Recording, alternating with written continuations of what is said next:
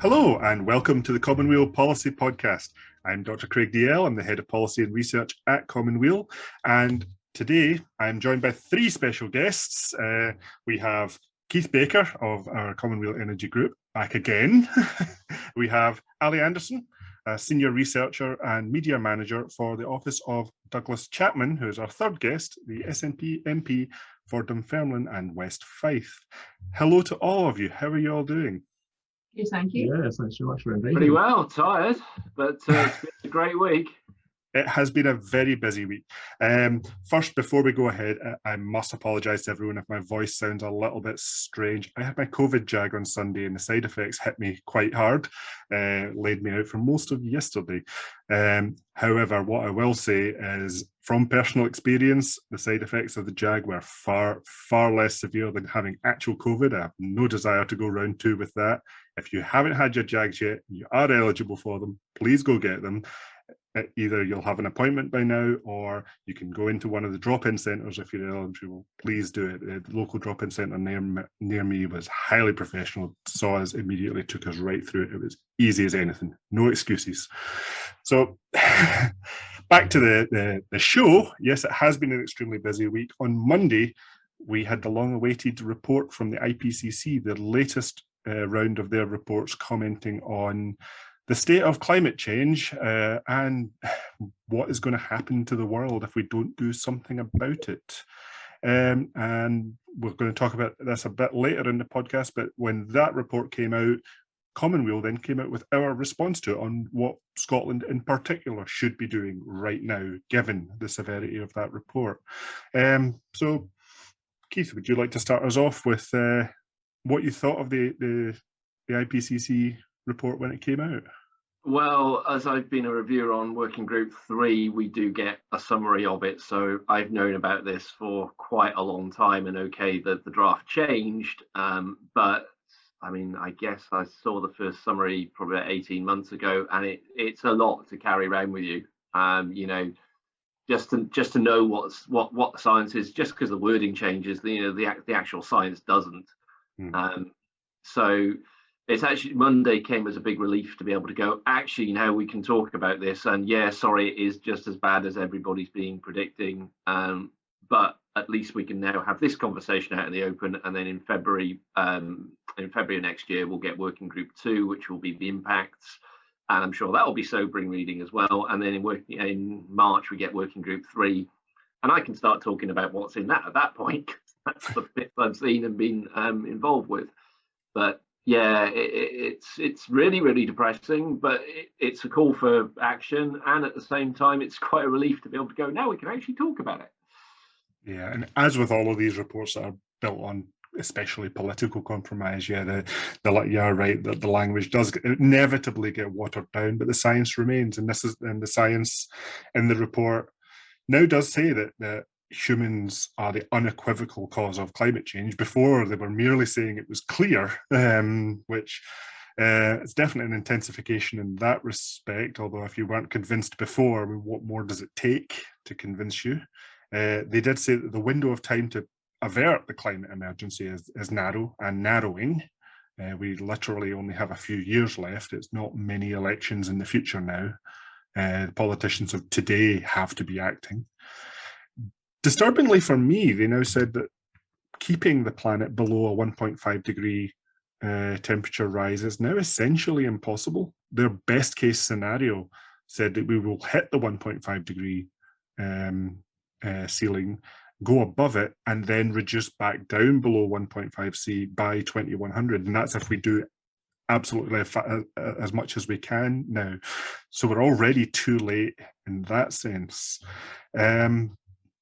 But what they also said was every fraction of a degree matters. 1.5 is less harmful than 1.6, which is less harmful than 1.7 degrees. And some of the worst case projections are talking 2, 3, 4 degrees, even more worth of temperature rise. What does that mean to folk like yourself, Douglas, or Ali, when you hear this, especially in light of some of the news we're seeing around the world, where we're already seeing unprecedented flooding and storms and fires? Yeah, well, I think if I can just kick off and just say, well, this is really the wake up call, as if we needed one. It's and as Keith said, everything in the report is based on science. It's not somebody's opinion. It's not stories from around the world, but it's actually based on the science, and I think that's the most important thing. And in terms of COVID, the most successful countries in dealing with COVID have been the ones who followed the science and tried to work out a path that got us. Well, I think we're pretty, despite your feelings, Craig, at the moment, and how you're doing. We can see the light at the end of the COVID tunnel a little bit.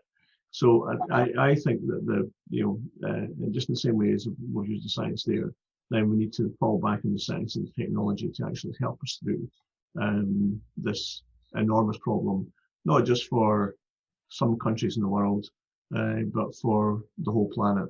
And we collectively over many years and decades have created this problem, and it's now up to this generation to try and solve these problems that past generations have unwittingly, I think, probably created.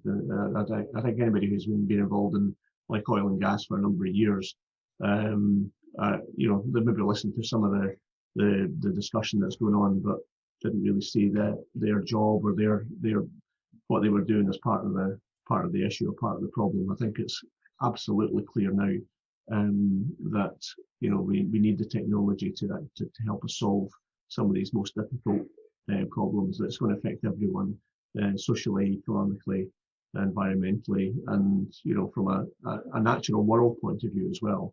I read an article in the Courier this morning from a young person in Dundee who was talking about the number of species that have been lost in the world, even within the last few years. And while that might not seem important to some, we're part of that chain as well. So I see that as the human race being at risk, and what we need to do is look at the IPCC report, and also take into account the Common Weal report, which we'll discuss later. What things can we do in Scotland that would make the difference, and how can we use the Common Weal report as a template that can be offered globally or around the world. Now, not all the solutions will be relevant to other countries, but I think if countries like Scotland can show other countries the way and provide a template for change, then I think that's an exceptionally valuable contribution to make to the debate, and hopefully we'll be able to discuss some of that report in more detail later on. Ali? Well, I just think, for here, our ancestors are here in 100 years' time to write the history books. 2021 will be the pivotal year of this century. We're getting all the warnings from nature anyway. Look at all the terrible sort of weather-related, climate-induced events that have been happening across the globe. Not just in the developing countries where people have been pretending it's not happening. It's happening now on our doorstep. Look what's happened in Canada and California, places like that. So there's the physical proof, and here is the scientific paper, and now we have the facts. And at least I'm trying to find the positive in that. At least we've got that now. And anybody who is putting climate action on the long arm is not with the programme now. We've got the evidence-based, science-backed facts and figures for that, and all the governments that were involved in the IPCC too. So that to me is a positive to move forward on now. And so people can't be dithering anymore. We need leadership, and we need action. Civil society wants that. We know that from all the results of the climate citizens' assemblies. We know that from polls. People are worried, and our young people are really worried about climate change. I'm sure reading through the IPCC, people are going to be more worried. But what we want to do is galvanise that into something more positive, where we actually take action and act on the points that they're making. There is a very human aspect to this, that we're not great at being able to plan for things that we can't see yet. We have had scientific warnings about climate change for literally over a century. The person I would credit is George Perkins Marsh, who was a diplomat and economist in the States.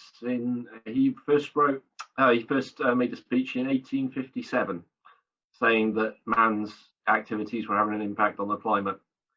And if you want to go further back, you can point to Joseph Fourier in 1824, but Perkins Marsh is a bit of a hero of mine, and he's sort of credited as the first environmental scientist. So that's how long we've known. We may not have had all the details, and we may not have had all the technologies to solve it, but then if we think about those technologies, things like solar have been around for a very long time now. And I think this is before we start talking about the policy paper and the campaign, all the technologies we have now. We do not need to rely on carbon capture and storage or anything else that's not proven at scale. We've shown with the Common Home Plan, we've shown with our other publications as well, that we can actually do this, and we could have been doing it a long time ago. So now we just really need to ramp it up.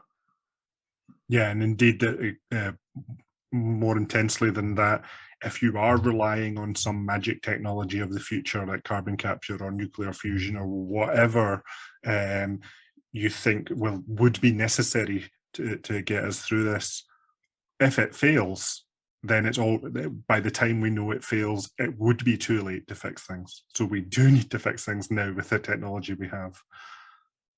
And we also we know the costs, because there's been lots of estimates now on the cost of this. So I can't remember who it was a while back. I read in the Washington Post, somebody was saying we don't really have climate denialists anymore. We have climate interventionists, the people that say, oh, hang on a minute here, this is going to cost the ordinary folk far too much money. But of course, there's been lots of research done on how much it's going to cost and how much it's going to cost if we don't do it. Yeah. In terms of the economy as well as human life. So we've got all these arguments now too. I see, pardon the pun, that 2021 is this like perfect storm. We've got the science, we've got the economy, we've got the real life experiences of climate-induced weather disasters. We've got all these things right in front of us, telling us from all corners that we have to do something. I think also we're just probably the tip of the iceberg in terms of what we're seeing on our TVs every night. Whether it's Grease in Flames or whether it's the strangest and most violent weather events in other parts of the world. We're already seeing huge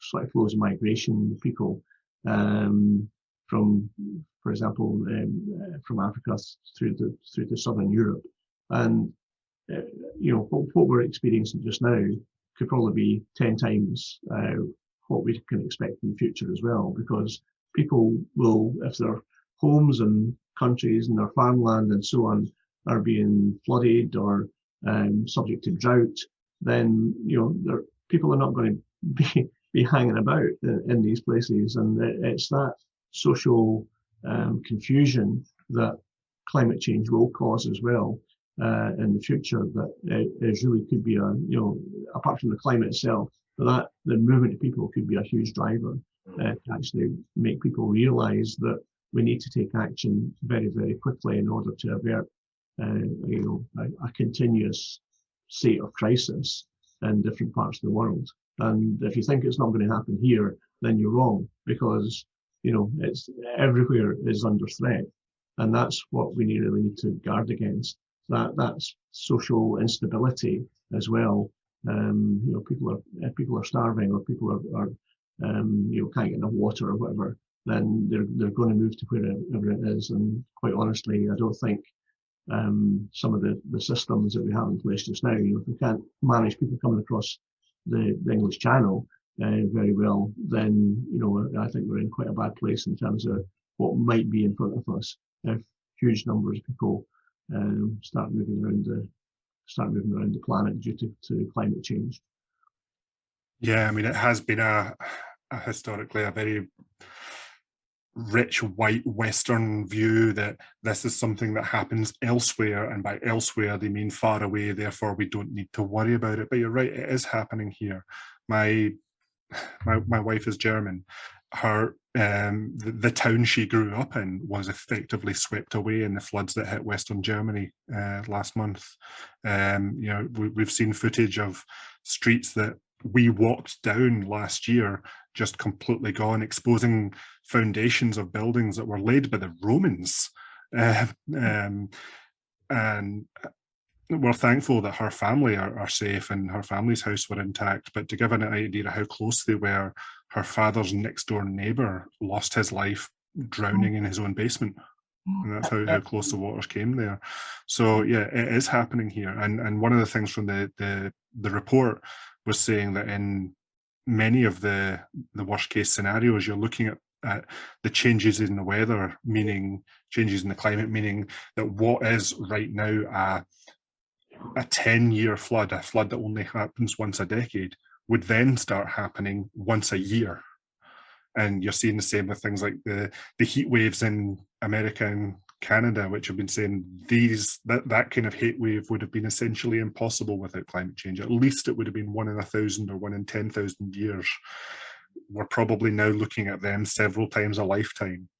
And that is going to get more frequent as the climate continues to deteriorate. And when you use that phrase, Douglas, tip of the iceberg, perhaps a slightly unfortunate proverb, because one of the other things we saw in this report was sea level rise. A Stanley Johnson moment. I apologize. No, not at all. But one of the things, this isn't just a temperature thing, it's, because we are also seeing sea level rise. And according to the report, even in the best case scenario, we're looking at sea level rise of above 0.5 metre over the next century or so. And I kind of looked this up. Unfortunately, Douglas, you're going to have some problems for your own office, which apparently the front door goes underwater at 1.8 metres worth of sea level rise, which in the best case IPCC scenario, we will now see in the year 4020. Now, in the best will of the world, I don't think you'll be an MP in 4000 AD. I'm sure we'll be independent by then. But what does that mean for places like Dunfermline and other coastal towns of Scotland? What does that mean for the way we look at risk management? Well, again, I think, that's quite a frightening prospect. We'll be wearing face masks anytime I've been in the office, which has not been that often in the last year. But the fact that we'll probably need to wear wetsuits and flippers as well, just to get around. But I'm being flippant with all of that. But I was out at a farm yesterday in the constituency, and again, these are things that will affect our food supply, our availability of food. I mean, we're seeing sort of empty shelves on the supermarket shelves at the moment because of Brexit and the lack of transportation that moves all these goods around. But again, it's the difficulty we'll have if the food is not even there in the first place, because harvests have been washed out or burnt to a crisp in some different parts of the world. And I think the big move as well, and part of the things we were discussing with the NFU yesterday was just on how we can use our local farmers and growers to do a bit more. It might mean that the choice is less in the future, but it's that kind of more sustainable approach to farming that we may have to look at as well to make sure that we do have a regular supply of food. And again, coming back from the Scottish perspective, I think we're pretty well placed at the moment to actually feed ourselves. But then that if you're talking about losing huge amounts of farmland to flood or coastal erosion or whatever, plus just the impact that the climate has itself, then that it's almost as if all bets are off. So it is I think that the farming people I spoke to yesterday felt that they were in a very uncertain place And I think that's where we are more generally across society, unless we start to actually take on the responsibility and show some of the leadership that Ali was talking about, to make sure that we can make these changes as well as we can using the existing technology, and make these transitions so that the fewest people are affected, but at the same time we can move on to something that's going to be better for ourselves, our economy, and our way of life and the planet. I'm not sure if we're in that space yet, but given the report out Monday, then it's a clear indication of what the way forward, and hopefully we can learn some of these lessons and take the actions as quickly as we can. Yeah, and that kind of segues us nicely into the second part of this podcast and talking about the new report from Common Weal. And when we're talking about climate, there is always this difficulty with language of, if you give people the impression that there's plenty of time and we can just do nothing and we can do everything we need to do later, then people will just delay. I wrote last week in the Common Weal newsletter that climate delayers are a much bigger threat than outright climate deniers now. On the other hand, if you get to the point where it is too late and nothing can be done, then there's no point anymore and people can just fall into despair. But there is this window that we are in right now where we can do things and we can avert this emergency. And this was the point of this paper. We have produced 21 actions that the Scottish Government can do to get us on the road. It's not the complete Green New Deal plan in itself. We have that in our book, The Common Home Plan. But it is a good start, especially in light of the report on Monday. So, Keith, do you want to just talk to us about how this paper came about and give an overview? I'd better start by thanking not just Ali and Douglas, but Ewan Hunter, Robin, Chris Hanlon, and there's going to be other people I've missed. And the people who the experts who gave their support to us as well. It has been a fantastically positive experience. Everybody involved has been brilliant. Ali, particularly, as we all know, has been kicking us along the way. But I think one of the things to highlight is, it's 21 actions. It's 21 actions that we selected, starting with the energy group, and then going out to our sort of task group, or whatever you want to call us.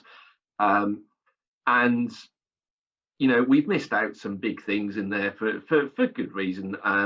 We missed out reducing meat consumption, because actually that's something that a lot of people are doing anyway. And I don't personally think there's an awful lot more the government can do on that front, because you're then getting into really prescriptive and authoritarian policies. And I'm naturally a bit of a libertarian.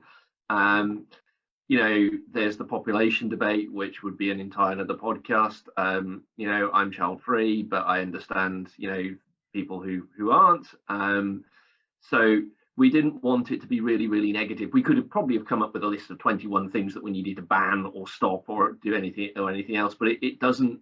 The message can't be all negative. So a lot of the things that are in there are really positive things. The 20-minute neighbourhoods. Relocalization, obviously the various agencies that the Common Weal's proposed, and the CEDA, the Scottish Energy Development Agency, which is my little baby. But yeah, it's trying to get that right balance. And some of these things are going to be harder to take. We have put flights in there. The fact is that if China was to adopt the same level of frequent flying that we've seen in Europe, and to a lesser extent North America, we would be kissing our climate targets goodbye. So there are some things that are going to be harder, but at the same time, I think one of the things the last couple of years has shown us is there is a real desire for much greater localization. Douglas has just talked about farming, and I think he's absolutely right. We need, a greater communitarian spirit, and I think so. A lot of Common Weal's proposals have actually focused around that. So we're not taking. I don't want to say we're not taking a hardline stance, because I think we are, but not in a prescriptive, overly authoritarian way. This is stuff that we can get people on board, and anybody listening to this, lobby the Scottish Government, lobby your MP, lobby your MSP to get on board with it. We'll be doing that as well, but the more voices, the better. And this is real institutional changes that will help everybody. And I think one of the useful things is it's allowed us to draw attention to things like grid reinforcement, which nobody talks about because it's boring and it's technical. But actually, if we don't do that, we're not going to get these solutions online. So for listeners on that one, right now, Scotland produces approximately 100% of its electricity needs through renewable energy, but electricity only makes up a quarter of our energy demand. A quarter is transport.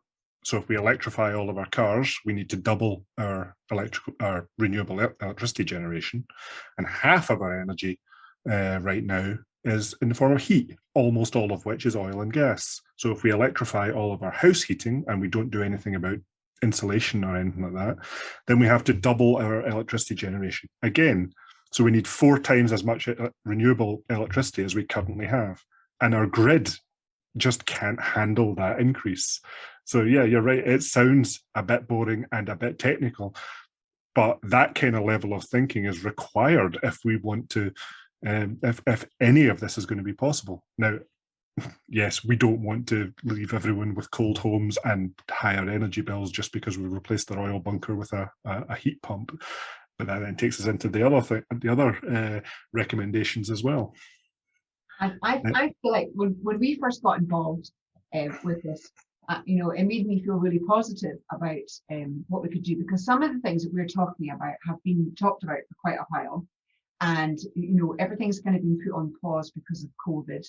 But here we are now. I think about that graphic that's been all over the internet, where you've got the 3 tsunamis heading towards the world, especially the UK, and the first one is Brexit. I think the first one's Brexit, the second one is bigger, it's COVID, and the third one is this enormous wave overwhelming all those things, and that's climate change.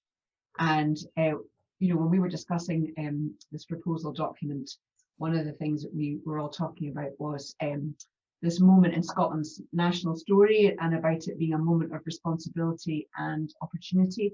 And I think that's something that you get people on board with, because here we are in Scotland with all this amazing natural resources in abundance. We've got a lot of water, as we know, we've got a lot of wind. We do actually have a lot of sun, even though it didn't feel like that. It certainly felt like that this summer.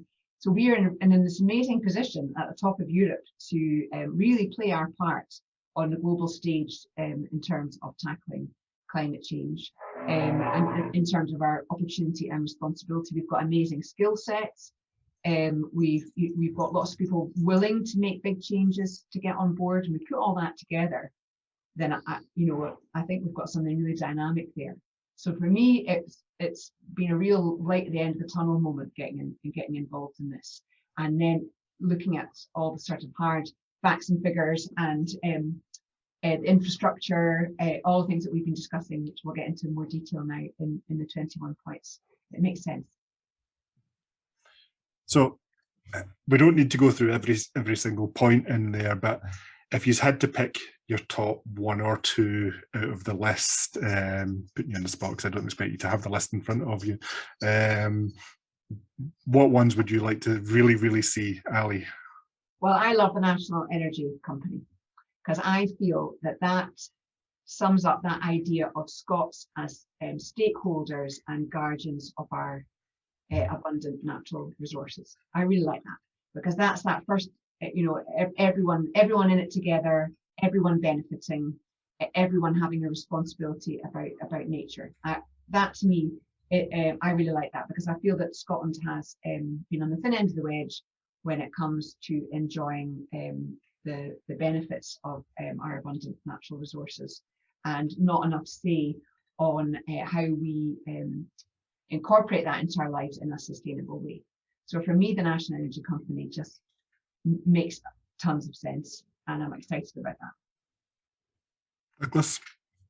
Yeah, I'd go along with that as well. I think that's. I think all 21 are really exciting ideas, and I think that's what we need to try and do as well, is capture the imagination and the buy-in from the ordinary person in the street. It's as I said before, people are watching dreadful things happening across the world, but until it actually affects your life, then it's something that's on TV. So it's about how do we actually capture the imagination and say, we've got an issue, we've got a real serious problem on our hands, but there are solutions, and being part of these solutions is the thing that may well excite people to actually create a better future for themselves and their families, and in terms of Scotland, where we want to be. But I think the other couple of things I would mention is, and you've just touched on it as well, Craig, was that the issue around the electricity grid, and I think we actually need, in terms of our energy production and distribution and so on, we need more control over all of that. I don't think we can leave it to the big multinationals or the venture capitalists to actually make all that work for us and put our trust in what they're doing, because many of them, most of them are driven by profit. And while for me profit's not necessarily a dirty word, it's it's that lack of control that we have over all the resources that we have on our doorstep. When you think about Scotland's wind, wave, tidal energy, our potential for hydrogen, and developing a huge renewables workforce, these are not negatives. These are all positive opportunities that Scotland should be able to buy into and actually have our politicians support in big numbers. And that's what I'd like to get to as well. I think if there was a third thing that would be allowed to talk about, is how we actually do the transition, because that's the important thing.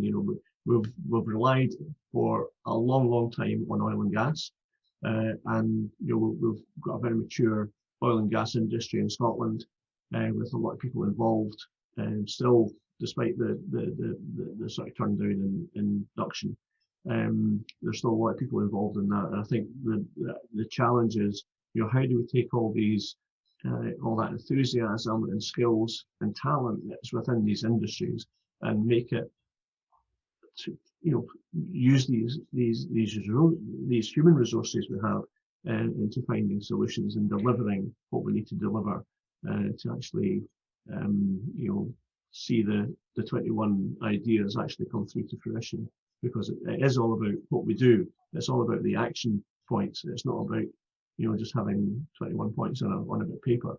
We need to transfer that into real action that's going to affect people's lives. And while there will be some negative things, there's a lot of positive things in there that we can cling on to and say, this is a new kind of world that we want to create here, and we're creating it through necessity. But nevertheless, there are positives in there that we can actually work on together. And I think that's the most exciting part for the report as a whole. Yeah, that aspect of just transition is so important, because Scotland especially has seen that legacy of previous transitions, such as the coal industry, as infamously highlighted by Boris Johnson recently. That's the good point. We are, or certain members of the team have been on calls with the all-party group on the coalfields communities, and report after report from academics looking at the impact of the rundown of coal mines has been it's been consistent throughout, that level of change coming so quickly and not being properly managed, and maybe on the back of some sort of political dogma, has really decimated these communities, and they still struggle to recover from being hit so hard through the decisions by Margaret Thatcher so many years ago. So we need to learn from that as well and say there's a better way of doing this. We can actually manage this transition if we put our minds to it, and because we don't want some of the villages that I see around here in West Fife, we don't want that replicated in some of the villages around Aberdeen, for example. What can we do now that actually makes that transition a practical, pragmatic way forward, using the skills and talents of the people who are already there. But we need to use these skills and talents in a different way. Yeah, I mean, the villages around where I am are all coal communities. I grew up with the legacy of that abandonment, so it's been right in front of me my whole life. So Keith, finally, your favourite policy out of the 21 if you could have the power to implement it? I'm going to follow on from that. Actually, I'm originally from South Wales, so I'm just about old enough to remember the impact of the closures of the coal mines on communities. And let's be honest, this did lead to a lot of people committing suicide. The impact it had at the ends of the ends of the valleys was enormous. So what we're saying is actually, this is, we're not being like Thatcher here. We're not, wanting to shut down coal mines and the oil and gas industry because, we're opposed to the unions or anything else. Quite the opposite. We want, the people who have been involved in those industries, except for the few at the top who are making vast amounts of money, and we're not really going to miss a few executives, but the vast majority of people in those industries. The polls, there's been studies done saying that they do want to transfer out, they do want to be part of the solution. And, as I keep saying, the best person to work out how to decommission an oil rig is the person who designed it in the first place. The same goes for the nuclear industry. So, yeah, it's about having this positive message. And of course, to pick a second one, of course, I'm going to say the Scottish Energy Development Agency, because as I said, that is my baby, and that is about how we put it all together. But that in itself links to training, that in itself links to, targeting the community, the most fuel poor communities, which are particularly in rural areas. So yeah, how we pull all these levers together. And I think, I'll get a third in, possibly and mention home working, just because it's been in the headlines from the coverage that we've had. We have seen a transition in society, and those people who are saying, we all need to get back to the offices to support Pret a Manger and things. Well, sorry, your day's done. The society has now changed, and I've always worked from home, but to be able to go up and down my local high street now in Inverkeithing and see more and more local businesses that are actually doing really, really well, because people are spending time more locally, and much better to put your lunchtime lunch money into a local bakery or something than to into one of the big chains that suck it up and, dare we say, don't pay their fair share of taxes. So yeah, this move towards localization and really putting the change back in the hearts of communities, it's a fantastic opportunity as well. I mean, it's horrible to talk about a virus like an opportunity, but if that's forced people to rethink, reevaluate their lives, and think, maybe I'm not going to go to all these big events. Me and my wife were saying earlier that just before the virus hit, we were buying tickets to gigs and stuff. We weren't going to most of them because it would come to the point of going out in the evening after a long day's work. You're like, do I really want to bother? Great if that's what you want to do, but I think people are reassessing their lives and getting better qualities of life. So the big stuff is now coming. We can do more than that. We can have your energy produced locally. We buy people who actually care about their jobs. And dare I go into Marx's theory of alienation and all that kind of stuff. But people being proud of the work they do and not being sucked into big corporate entities that chuck them in one end and drop them out the other. And at that point, just one final one on divestment. So those of us who are lucky to have a retirement, some form of retirement, taking money out of the fossil fuel industry from pension funds is brilliant. It not only takes money away from those companies directly, but actually if you're investing in sustainable companies, the investment is better long term. And we've put this in the statement about the losses that have come from investments in fossil fuels, and we talked about it last time. So yeah, just more resilient communities. Yeah, and I think it's also what I like about the 21 for 21 points as well is, this is moving beyond rhetoric. And we all talk about resilience and well-being and just transition, but really we're at the point now with the IPCC is we can't talk about it anymore. We have to just do it. And like you were saying earlier, Keith, we've got a lot of great technology that's ready to use. We've got a lot of great skill and talent in the workforce that's ready to be brought on board. We've got citizens crying out for leadership on this and a roadmap. And here, 21 for 21 gives that roadmap, which I think will appeal to a lot of Scottish people. Thank you, Ali. I think I don't think we can end the podcast on a more positive or hopeful note than that. So I think this is a good time to remind everyone that Common Weal is an organisation that is completely funded by our listeners and our supporters. We don't have government money keeping us afloat. We don't get corporate sponsors, not even the oil companies. We don't even have adverts on our website. So if you want to support us as we produce more papers like 21 for 21, if you want to support us in our campaign to get the Scottish Government to adopt these actions and push forward and help them meet their climate obligations, then we really appreciate all the donations we get. And for everyone else, please listen to the podcast, read our papers, share them around, shout them from the rooftops. So thank you, Keith, Ali, Douglas. It has been great having you on the show. And we hope we can get any or all of you back on in a future episode to talk about the 21 actions that we've already done. Thanks so much. Bye all. Bye. Bye.